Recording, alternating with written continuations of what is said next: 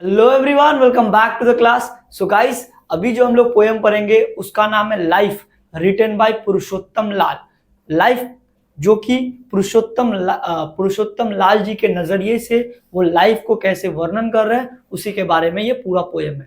ठीक है, चलो पढ़ते हैं पूरा पोएम बहुत ही अच्छे से। स्टार्ट करते हैं आज का क्लास। Let's get started.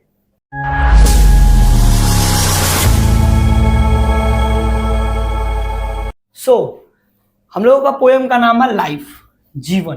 हम लोगों का पोएम का नाम क्या है? लाइफ, जिसका मतलब क्या होता है? जीवन। लिखा गया है पुरुषोत्तम लाल के द्वारा। किसके द्वारा? पुरुषोत्तम लाल के द्वारा ये पोएम लिखा गया है जिसका नाम है जीवन। ठीक है, पुरुषोत्तम लाल जी का जन्म 28 अगस्त 1929 को हुआ। 28 ऑफ अगस्त 1929 को उनका जन्म हुआ और उनका मृत्यु 3 ऑफ नवंबर 2010 को हो गया। 3 नवंबर 2010 को वो इस दुनिया को छोड़ के चले गए। ठीक है, हम लोग स्टार्ट करते पोयम। हम लोग जो पोयम पढ़ेंगे उसका नाम क्या है? लाइफ। इसमें जो कवि है, जो पुरुषोत्तम लाल जी है, वो जो लाइफ है उसको कंपेयर किए हैं फ्लावर के साथ। किसके साथ? फ्लावर के साथ। कंपेयर, हम पोएम स्टार्ट करने से पहले ये पता करते हैं कि ये लाइफ को फ्लावर के साथ क्यों कंपेयर किए। लाइफ को फ्लावर के साथ कंपेयर करने का यही एक मोटिव दिखता है कि फ्लावर सभी को पसंद होता है। फ्लावर सभी को पसंद होता है, मतलब ये डिजायरेबल है। ये डिजायरेबल है। लाइफ भी वैसे ही डिजायरेबल है। क्या है? डिजायरेबल है। पर डिजायरेबल होने के बाद भी उसमें कुछ खामियां हैं। उसमें कुछ खामियां हैं, उसी के बारे में ये पोयम है। ठीक है, उसी के बारे में ये पोयम है।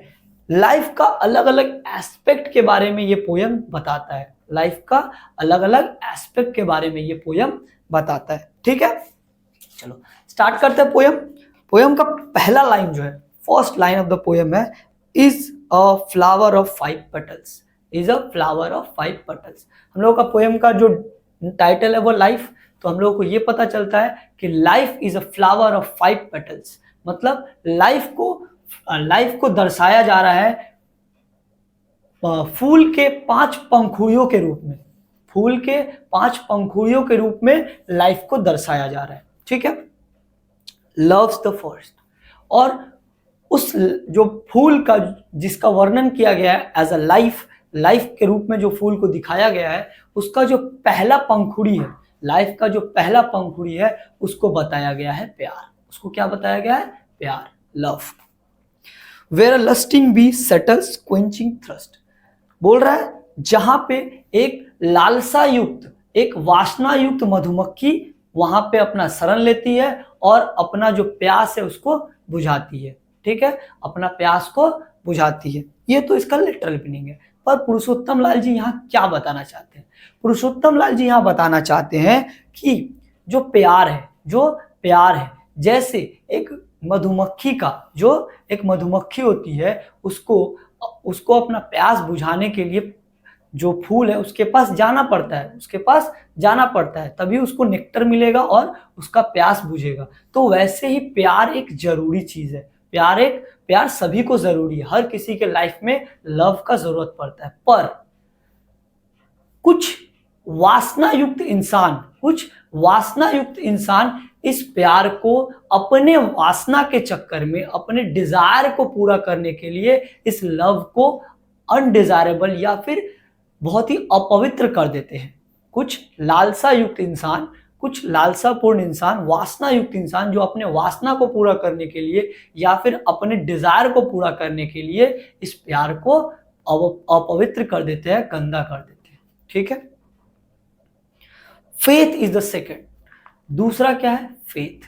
दूसरा पंखुड़ी जो है वो फेथ को दर्शा रहा है, वो विश्वास को दर्शा रहा है। ठीक है, a drooping treasure when reckoned of fastidious measures. क्या बोल रहा है?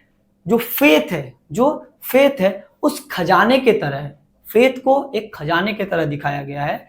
फेथ एक खजाने के तरह है जो कि धीरे धीरे खत्म हो रहा है, धीरे धीरे खत्म हो रहा है। जो ड्रूपिंग ट्रेजर मतलब वो खजाना जो धीरे धीरे कम हो रहा है, धीरे धीरे कम हो रहा है। फेथ को भी उसी तरह से दिखाया गया है कि जो जब हम लोग जो फेथ होता है वो अगर हम लोग का अंदर किसी चीज का कंफ्यूजन आए, किसी चीज का द्वंद आ जाए, अगर हम लोगों का डिससैटिस्फैक्शन हो, हम लोगों के बीच में अगर सही से कम्युनिकेशन हो, मिसअंडरस्टैंडिंग हो, तो ये फेथ जो होता है, ये विश्वास होता है ना, वो धीरे धीरे कमने लगता है, धीरे धीरे कमने लगता है। जब स्ट्रगल का टाइम आता है, जब सफरिंग का टाइम आता है, जब दो आदमी के बीच में डिसकंटेंट होता है, जब बात विचार नहीं मिलता है, तो क्या होता है, ये जो फेथ होता है वो ड्रूपिंग ट्रेजर की तरह धीरे धीरे धीरे धीरे वो फेथ धीरे धीरे कमते चल जाता है, धीरे धीरे ये विश्वास जो होता है कमते चल जाता है। और ये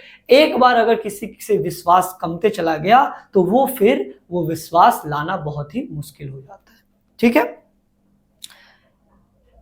होप्स अ थर्ड, क्या बोल रहा है, तीसरा पंखुड़ी जो है वो होप है, उम्मीद है। क्या है, उम्मीद है।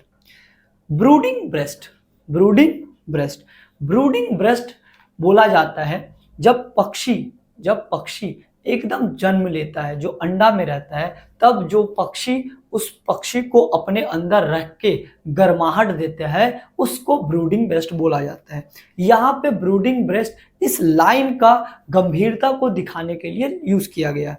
Where a blood spattered bird takes rest, क्या बोल रहा है, जब कोई पक्षी को आघात लगता है, जब कोई पक्षी को आघात लगता है, अगर पक्षी को चोट लग गया, कहीं से लग गया और वो पक्षी के चारों तरफ मतलब पूरे शरीर पे खून गिरा हुआ है, खून के छींटे लगे हुए हैं, तब उसको ये उम्मीद होता है कहीं ना कहीं एक घोंसला मिलेगा, उसको रहने का जगह मिलेगा, जहां पे वो रहेगा, जहां पे वो रेस्ट करेगा और अपने आप में हीलिंग होगा, अपने आप को वो ठीक कर पाएगा, है ना। यहाँ पे जो ब्लड स्पैटर्ड बर्ड का बात किया गया है, यहाँ पे इंसान के अंदर का जो सफरिंग है, इंसान के अंदर का जो सफरिंग है उसको दिखाया गया है कि इंसान का जो सफरिंग है उसमें भी इंसान के अंदर कुछ ना कुछ होप होता है, जिसके वजह से इंसान का लाइफ एग्जिस्ट करता है ना। इस सफरिंग में भी इंसान को कुछ ना कुछ होप होता है कि कभी ना कभी तो ये जिंदगी का दुख खत्म होगा और मेरा दुख दूर होगा और मेरे लाइफ में खुशियां आएगी। ये होप ही है जिसके वजह से एक इंसान जीता है या फिर अपना लाइफ को आगे लेके चलता है। ठीक है, जिस तरह से वो जो पक्षी है जो चारों उसमें को आघात लगा हुआ है, उसके शरीर में खून के छींटे लगे हुए हैं, फिर भी वो जगह खोज रहा है कि रेस्ट कर पाए और अपने आप को हील कर पाए, उसी तरह इंसान को जब बहुत ज्यादा सफरिंग होता है, बहुत ज्यादा दुख होता है, तब भी ये उम्मीद ही होती है जो उसको जीने के लिए सहारा देती है।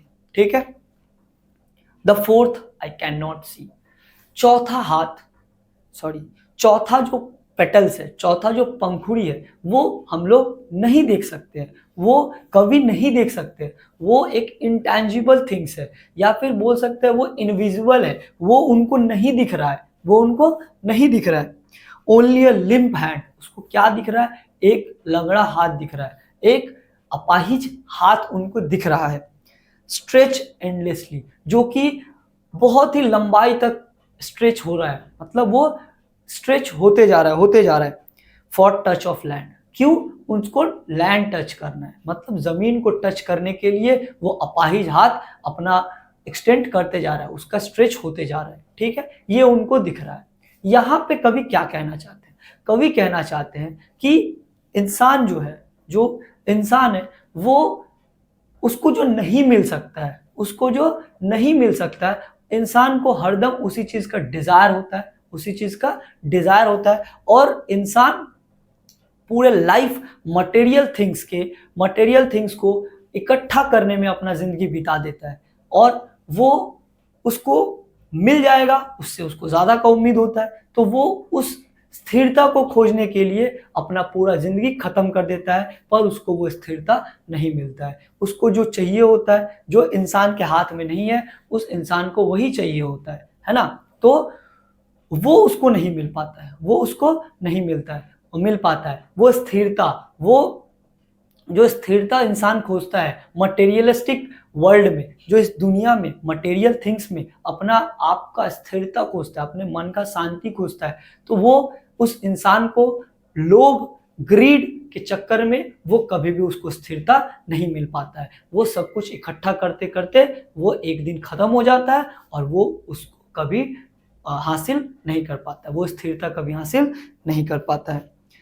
द फिफ्थ लुक रैप्ड, और जो पांचवा पंखुड़ी है वो कवि को किसी चीज में लपेटा हुआ दिख रहा है, किसी चीज में लपेटा हुआ दिख रहा है। In that terrible book terrible man terribly trap, वो क्या दिख रहा है? वो दिख रहा है कि एक भयानक सा किताब के अंदर वो लिपटा हुआ है। पांचवा जो पंखुड़ी है भयानक से किताब के अंदर लिपटा हुआ है। यहाँ वो भयानक किताब किस चीज को दर्शा रहा है? यहाँ पे वो भयानक किताब हमारे ह्यूमन एग्जिस्टेंस के लिए जो कुछ हार्श रियलिटीज है, जो बहुत ही हार्श सच्चाई है, वास्तविकता है, उसको इस टेरिबल बुक के जरिए दिखाया गया है कि इंसान का कुछ सीमाएं होती है, कुछ बाधाएं होती है जिसको वो इंसान कभी पार नहीं कर पाता है, और ये ह्यूमन एग्जिस्टेंस का अनरिटेन लॉ है, अनरिटेन लॉ है, ठीक है, जिसको वो इंसान कभी हासिल उस बाधा को कभी पार नहीं कर सकता। टेरिबल मैन का मतलब होता है वो टेरिबल, वो जो बाधा के अंदर वो सीमित रहता है, जो इंसान उस बाधाओं के अंदर सीमित है और अपने आप को पावरलेस मानता है, जो हार्श रियलिटी है कि एक जो इंसान इस लाइफ में जन्म लिया है उसको कभी ना कभी ये जिंदगी छोड़ के जाना पड़ेगा, ये हार्श रियलिटी है। यही कभी लास्ट में बोलना चाहते हैं कि भैया लाइफ का जो हार्श रियलिटी है कि वो इंसान कभी ना कभी इस दुनिया को छोड़ के उसको जाना पड़ेगा, और यही जिंदगी का असली सच्चाई है, ठीक है।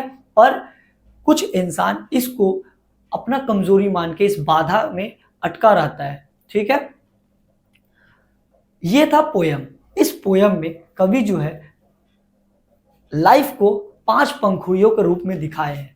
पहला जो था वो प्यार था, दूसरा जो था वो फेथ था, तीसरा होप, चौथा कुछ अनडिजायरेबल इनटैंजिबल या फिर इनविजिबल कुछ थिंग्स है जो कवि को नहीं दिख रहा है, जो कि हम लोग पढ़ के हम लोग को पता चला कि वो जो डिजायर है इंसान के अंदर जो कभी पूरा नहीं हो सकता, जो ग्रीड है, जो लालच है, वो कभी पूरा नहीं हो सकता। और पांचवा जो हार्श रियलिटी है लाइफ का, ये लाइफ कभी ना कभी तो खत्म होगा, ठीक है। तो ये एक तरह का स्टेज है जो हर इंसान को इस स्टेज से होके गुजरना पड़ता है, ठीक है।